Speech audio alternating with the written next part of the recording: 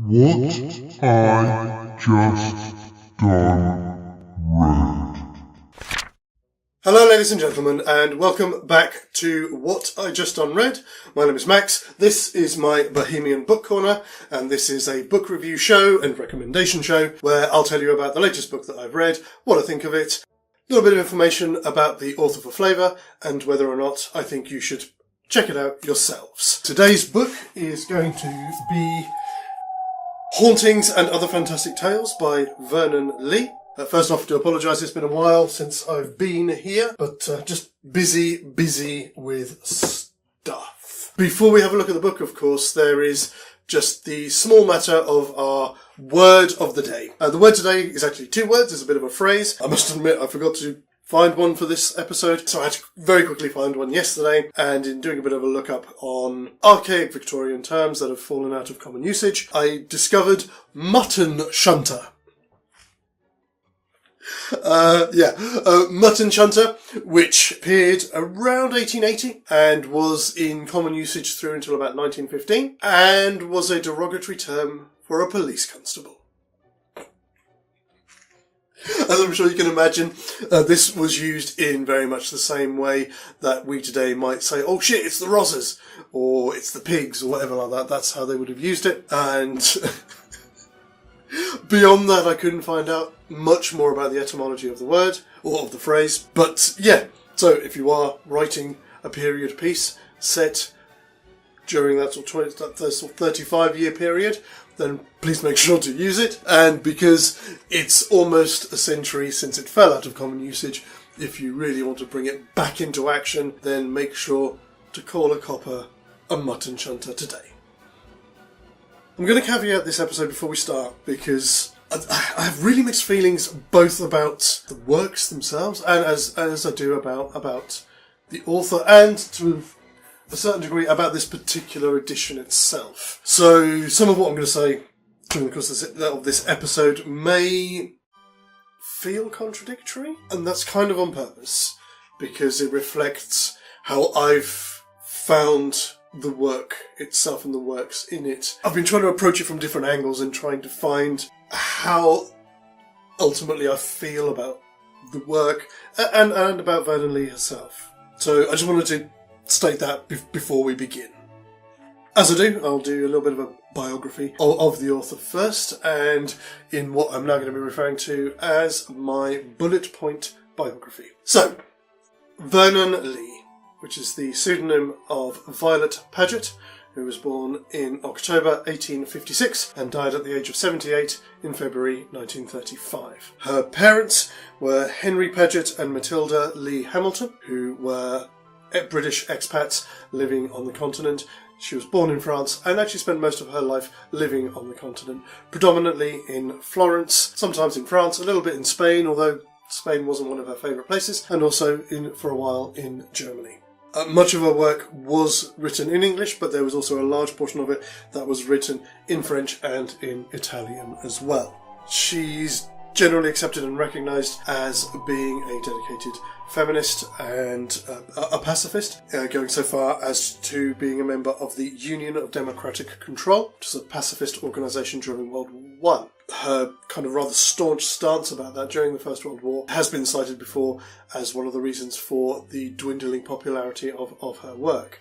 Certainly at the time of the writing of the publication of this volume in 2006, and I've not been able to find out anything that substantiates or confirms it either way, that Lee was a lesbian and is noted to have had several what were described as passionate friendships. Again, even from her private letters, it's never clear whether there was a physical aspect to these passionate friendships, but she's certainly noted as having very, very close connections to a number of women during the course of her life. In particular, A. Mary F. Robinson, who was a poet, the British writer Amy Levy, and probably the most important one during her life was Clementina or Kit Anstruther Thompson, who was a Scots art theorist and author, who collaborated on occasion with Lee and also had a great deal of influence over the aesthetics of Lee's work. Kit would even tend to Lee during her recovery from a bout of neurothesia,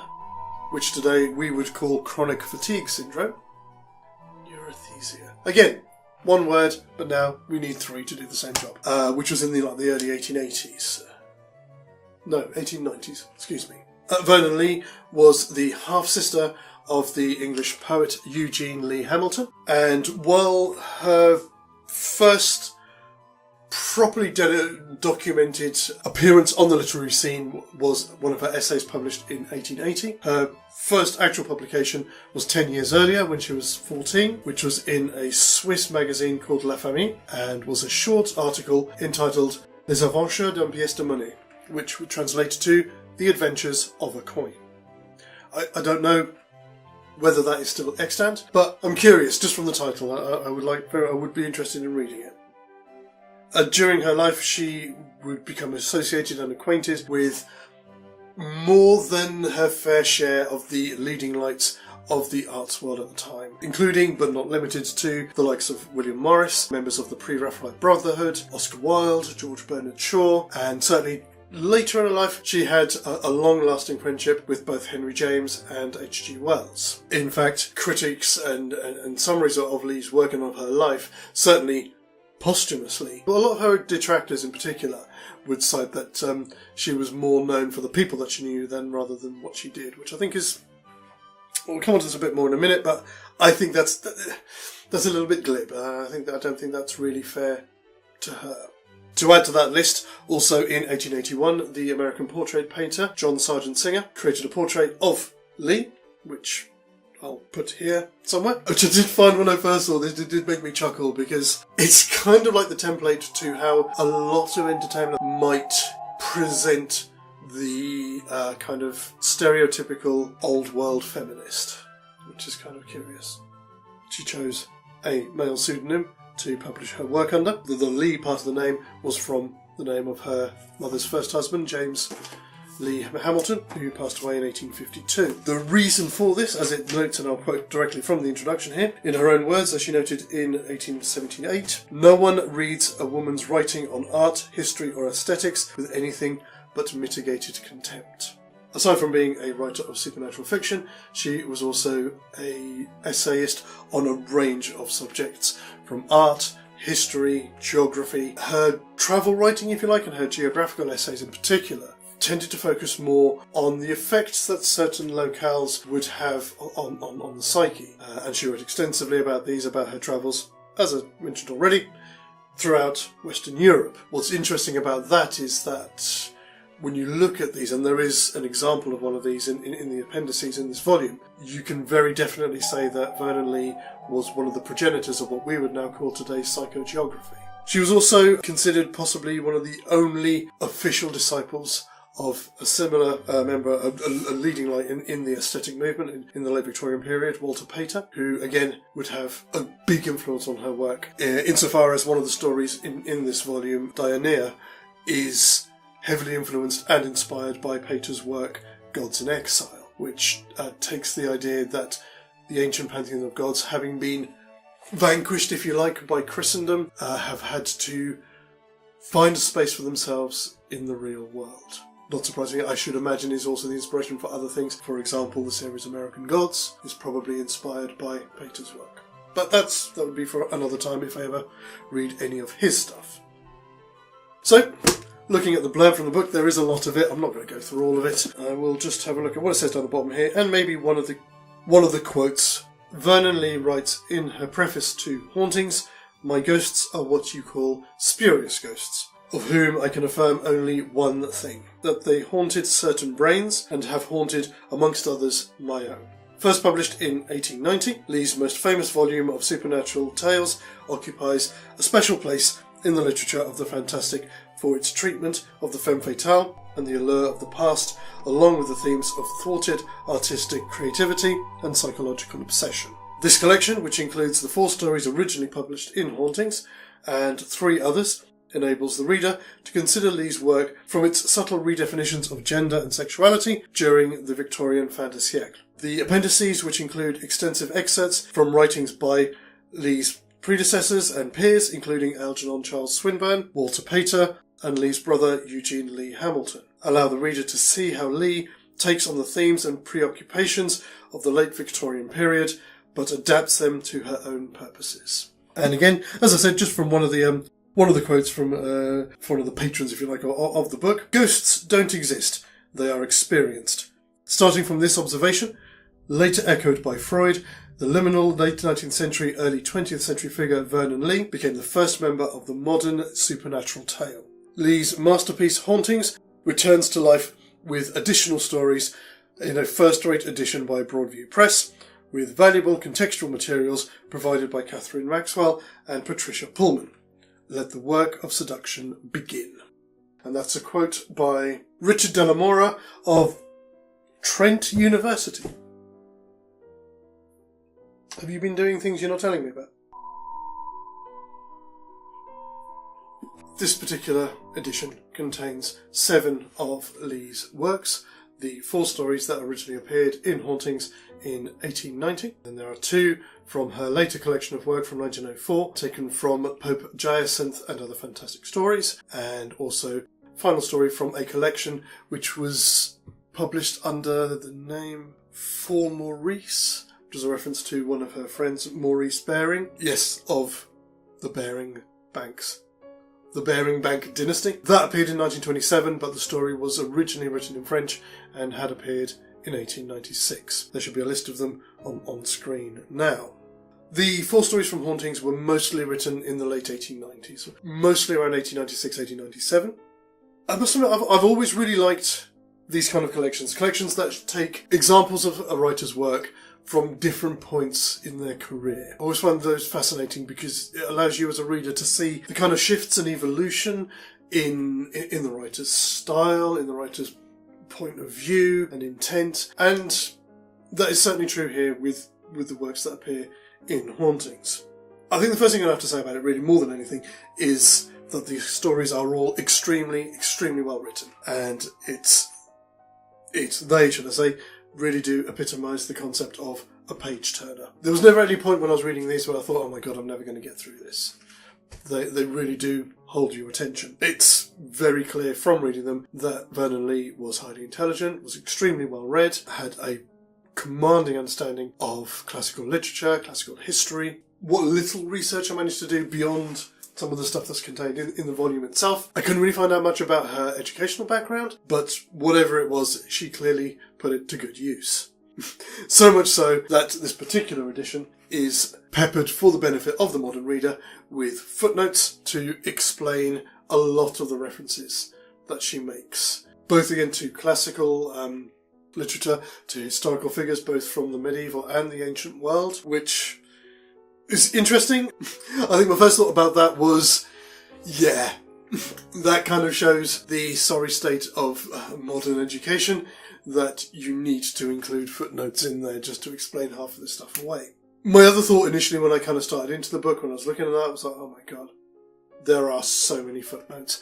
And I was worried, as I generally am with things like this, that they were going to be a constant distraction and be constantly taking me out of my suspension of disbelief and my enjoyment of the narrative. For things like that, especially with the volume that they are in here, personally I normally prefer endnotes. When you're reading a page and half of your page is footnotes. Generally for me, I only prefer them if they're used sparingly or if they're there for purposeful narrative or literary device. For example, see the gratuitous use of footnotes by the late, great Terry Pratchett. But, that said, they weren't as bad as I thought, and a lot of the information contained in them was useful and helpful, and I actually added to my own knowledge, so they weren't too bad. I might come back onto that topic a bit later, but we'll leave it at that for the moment. Looking at the 4 stories from Hauntings first, there is something about them that you can say is... they do run the risk a little bit of being a bit much of a muchness. I wouldn't say they follow a similar format, but when you strip away everything else and all of the nuances and everything from it, really with the exception of the last one, Oak of Oakenhurst, the other 3 are very simple stories, and they do revolve around essentially the same premise, which is a accomplished man is brought low or comes to a sticky end as a result of the machinations of an a more powerful woman. When I was reading those, I was trying to think, there's a number of ways that you can approach these works. If you wanted to be kind of direct about it, you could say, well, these are simply an attack on the predominantly male-dominated academia of the late Victorian period. You could also look at it as a proto exercise in early feminism, trying to smash the patriarchy, which again is slightly nonsensical, consider that we're talking about Victorian England. It also displays, and they're also in there as well, some of this was my concept going into it, which, to a certain degree, fears that were proven to come to naught, where expecting these male characters to be highly flawed and essentially, as a lot of things do today, portray males as just being weak and stupid. They don't. But they do play on the kind of ideals and the things that do capture and kind of distract a lot of people, especially in academia, and play on those and use those against them. I think the only thing you can't say about any of these full stories is that you can't just look at them purely as ghost stories. There is a lot more going on here in all of them. And it works, but it does come with its problems. In particular, certainly the first couple of stories, they are so replete with references to historical figures, events, things like this, that you feel almost bamboozled by them, and they run the risk of overshadowing the actual core of the story. Thankfully, Lee's command of her craft stops her from doing that. But you can see why her work kind of fell out of favour during the early years of the 20th century. But again, I think I might come back onto that a bit more. I mean, just to give you a bit of an idea of the full stories from this, and just so you can see what I mean. The first story, Amour Dieu, is about a young academic from Vienna who is sent to a small city in Italy to do some research. Whilst there, he discovers some letters and some references pertaining to a woman who is a creation of Lee's, who's called Medea da Carpi, who is very heavily based on the likes of Lucretia Borgia, Bianca Capello, and very kind of accomplished women from the Middle Ages. And during the course of the story, he starts to feel that he himself is being stalked, if you like, by her disembodied spirit. Then we have the one I mentioned earlier, Dianea, and I think it's one of the better ones of the lot, is about a young girl who is shipwrecked and is taken in by a priest. There is something about her that is slightly otherworldly, and the suggestion through the story is that she may be a god in exile, in this particular case, Aphrodite. Her mere presence inspires people to do things that they shouldn't. People falling to their more base passions just because of the influence of this young woman. The third story, A Wicked Voice, was inspired by a poem that had been written by her half-brother, which was called The Mandolin, and it's one of this collection that stands out because rather than having a femme fatale, we have a homme fatale. I find it interesting that in the introduction, again, thinking about the world that we live in today, they refer to him as an ally. Our protagonist in this one is a composer, but he has a disdain for certain medieval singers, and our supernatural antagonist in this, a creation of Lee's called Zaffarino, who is modelled on a real-life medieval singer. I can't remember the name, it'll be up here somewhere for you, but who was renowned as a castrato. And then the fourth story, Oak of Oakenhurst, is set in England and follows an artist as he's hired to capture the likeness of a local squire's wife. She's one of the probably most interesting ones because as the central female figure in the story, she's the only one that doesn't inherently have any supernatural qualities of her own. Rather, there's the suggestion that she is the one who is being haunted. There is a very definite theme running through all of these stories. And at the outset, when I first started reading the first one, I just thought, I know what this is going to be. Which is a little bit biased of me. I freely admit that. And I will say that I was pleasantly surprised that there is a lot more to these stories than what I initially thought. And I'd say probably, Oak of Oakenhurst is probably the one that I enjoyed the most. The next couple of stories, as I say, which were from Pope Jacinth and Other Fantastic Tales. They do show a shift though, so these were written a little bit later, and they are... Sorry, brain gone to sleep. Prince Albrecht and the Snake Lady and a wedding chest. These definitely show a shift in Lee's outlook. There are still these feminist themes contained in the stories, but they feel more muted. There's a degree of sympathy, if you like, that Lee demonstrates for her male characters in these two stories, which I found was absent, or I don't know about absent, certainly was lacking in comparison in the earlier works. What I do also know about these stories as well is that these ones are all told third person, whereas all of the works in Hauntings are first person. And in those stories she does in places use tried and trusted Gothic literature tropes. A mon Dieu is notes from our protagonists' journals. Diana is told through letters from this priest/doctor to his patron. I just find that interesting, whereas her later works are all third person.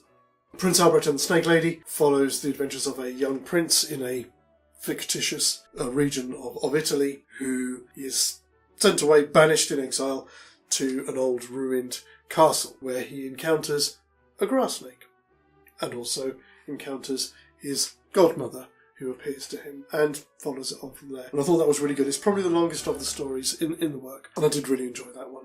And then we get the wedding chest, which kind of delves into, again, fictitious creations of hers, but based on, almost kind of on the level of, again, of the Borgias, the Medicis, things like that. It's a revenge tale, essentially, about a young man whose bride-to-be is stolen by somebody of higher standing and suffers a very ignoble fate, for which this young lover then plots his revenge on his betters.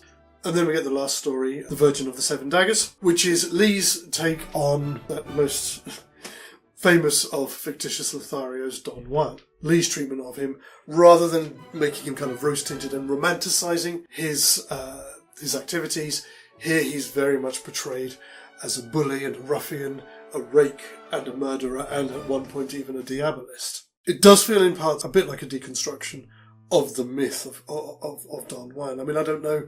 I've read a couple of stories of Don Juan. One in particular is simply called A Story of Don Juan. It appears and it's anthologized quite a lot. If you've never read it, do. It's hilarious. It's really good.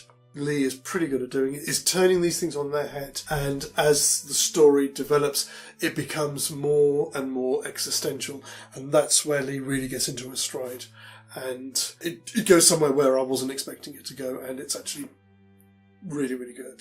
And then you get the rest of the book, which is a collection of appendices, as I mentioned on the blurb. Some from her contemporaries.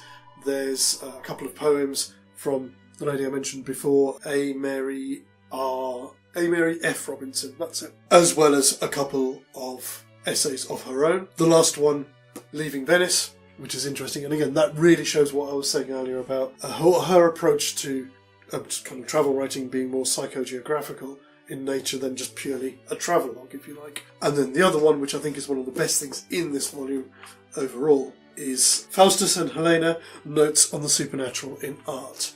And this is fascinating. This was really, really enjoyable, in which Lee approaches the idea that art does more damage to the supernatural than it does favours, in that art produces a definitive article, and by doing so you remove the key essence of what is the supernatural, in that the supernatural is vague and indistinct, and by consigning it to a fixed form you lose the essence of what you're trying to capture. I'm not sure I agree with all of her conclusions on that, but I do think it is a really important work. As somebody who is a lifelong lover of Gothic fiction, both as a reader and as a writer, I will probably return to that again when I get a chance to sit down and do some more writing. I will revisit that because it was fascinating. It was really, really opened my eyes to certain things that I hadn't considered before. That was a really nice and interesting addition to the work. I was wondering whether the appendices were really going to add very much to them, but they do.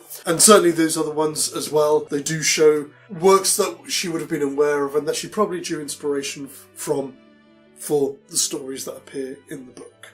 The introduction itself is quite long as well and is quite interesting. Again, I do apologise, but freely admit it, one of my worries and misgivings coming into this was that they were going to be taking Lee's work and trying to fit it into a bracket that it doesn't belong in. That is, trying to pigeonhole Lee's brand of feminism with a more modern brand of feminism. The message! And there is an element of that in there, and it's most notable in the introduction. It's subtle, but it's there, again, occasionally. For example, so it says here, three of the stories feature descendants of the femme fatales made famous in 19th century art and literature by men. And there's references like that in a couple of places through the introduction, rather than citing examples. Little things like that. And again, I think that's doing a disservice to Lee's work. Before I sort of come on and sort of do any kind of sort of further thoughts and sort of final thoughts about what I find about all of this, I'm going to do my thing. I'm going to take 2 seconds, go and do some arts and crafts. Going to go there. So I will leave you with the ghosts that haunt your own mind.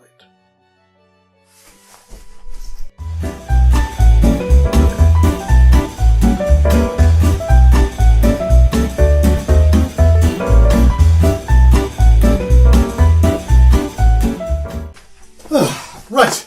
Well, we'll come to that in a second. So, kind of sort of closing sort of thoughts and feelings about the work. I meant to put that on, I forgot. Sorry. And, of course, the one thing that I felt to really discuss was the product itself. The product is fine, you know, it serves its purpose. That's about all I can really say about this. Typeface and all that is okay. The red bits on it, I think, were added after the fact. That's... this is another one of the books that I got from my friend Simon, so I'll blame him for those. I do like Lee's work, and I really want to like it more than maybe I do, than maybe I think I do.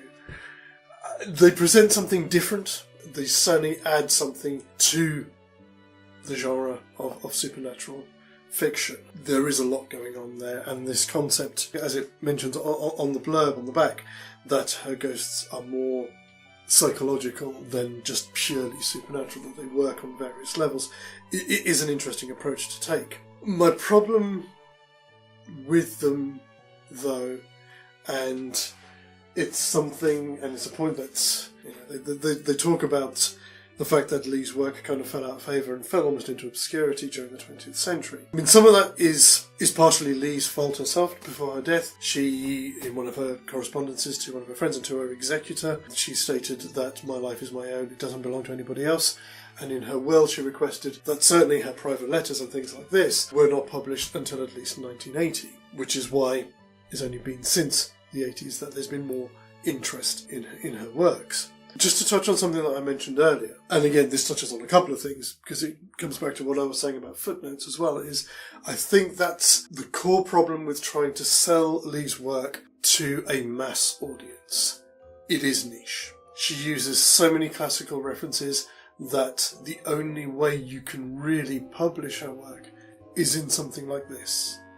You couldn't just drop it, one of her stories, in an anthology of other works, because there are so many references to things that people today just simply won't understand without those footnotes. And unfortunately, if you want to be appreciated by the widest possible audience, to a degree, you have to kind of appeal to the lowest common denominator. And I think these stories are a little bit too niche to do that. And that's a shame. It's a real shame, because her writing is really, really fucking good. And again, as I say, that's the problem. You know, a lot of people, when you pick up a horror story or a ghost story, you want to be entertained. It's a form of escapism. But then if you open the page and you see half of what you see... I mean, let's look at this. Yeah, first page of A Wicked Voice. That's the story. There are all the footnotes. Now, obviously, it's not like that throughout the entire thing, but it shows you the extent of how it can be with her work. And I think that's to her detriment. Which is a shame. Which is a real shame. Because, as I said, and as I've said several times through this review, she was clearly very talented. She knew her stuff and she knew what she was doing. There is so many levels that her work works on. If you wanted to be really kind of derogatory about it, you could say, well, why do we need these references? You know, if you wanted to evoke a specific theme or a specific idea of somebody, we should be able to read that just in the story itself. You don't need to name drop people and events to get that message across. There's one approach that you can look at it. Personally, again, I think that's a little bit shallow and a little bit simplistic. That being said, we will go to our I rating. So for Hauntings by Vernon Lee, as I said, I really, really loved her work. I'm giving it a very much well-deserved 4i for the quality of her writing. For the edition itself, I'm going to give it a 3. As I said, it's pretty standard. There is some nice stuff in it, but that will suffice. And of course, I'll actually remember this time to go to the list. I can go over there. Hauntings, which is here. And it's gone. Oh, I've only got one left on that side. Okay. So, next up, unfortunately the book itself hasn't arrived yet, so that's a bit annoying. And don't get me started on things not being delivered at the moment. But we will be leaving the Gothic to one side for a moment, and instead looking at the Napoleonic, as we look at The Duel by Joseph Conrad. I am going to kind of bookend, coming back to what I'd said earlier, with two things that I did pick up from the introduction for this, which, curiously enough, kind of very well illustrate how I feel now about Lee as a writer. One of these is from her friend and her executor, Vinetta Colby. In the end, Vernon Lee fits into no single category. She was too late to be a Victorian and too early to be a modernist. She was a non-militant feminist, a sexually repressed lesbian, an aesthetist, a cautious socialist, a secular humanist. In short, she was protean. And the second of these is something that Lee wrote herself about 3 years before her death, when she was preparing an essay entitled Law of the Ego. And in the notes for which she said, Je suis venu trop tard dans un monde trop jeune, which means I arrived too late into a world too young. So I'm going to go and sit impatiently by the letterbox, waiting for my next book to arrive, and I will see you on the next one of these. Until then, get thee gone.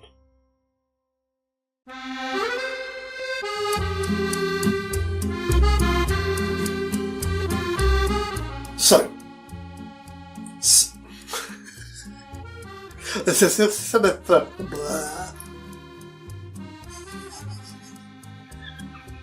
it. So,